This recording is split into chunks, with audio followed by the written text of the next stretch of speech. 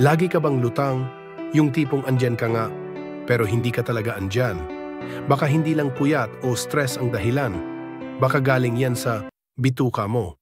Yes, ang brain fog o pakiramdam ng pagiging makakalimutin, mabagal mag-isip at parang laging pagod ay konektado sa kalusugan ng iyong colon.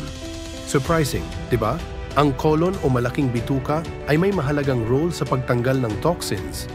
Pero kapag meron kang poor diet, mababa ang fiber intake at sobra ka kumain ng processed food, naiipon ang mga toxins sa katawan mo.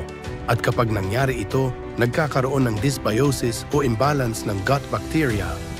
Kapag may dysbiosis, bumababa ang production ng happy chemicals tulad ng serotonin na 90% ay ginagawa sa bituka. Nagkakaroon din ng inflammation na nakakaapekto sa communication ng gut at brain. Ito ang tinatawag na gut-brain axis. Ang resulta? Brain fog, pagkalito, pagkaantok kahit may tulog, mood swings.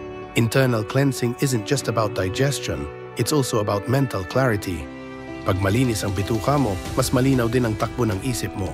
Ang solusyon? Kumain ng high-fiber foods, gulay, prutas, whole grains, uminom ng maraming tubig, iwasan ng sobrang asukal at fast food, gumamit ng natural internal cleansers, at laging mag-ehersisyo.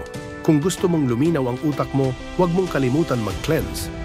Mental clarity starts with internal cleansing dahil minsan ang sagot sa bakit ako lutang ay nasa tiyan mo pala. Cleanse, look better, feel younger.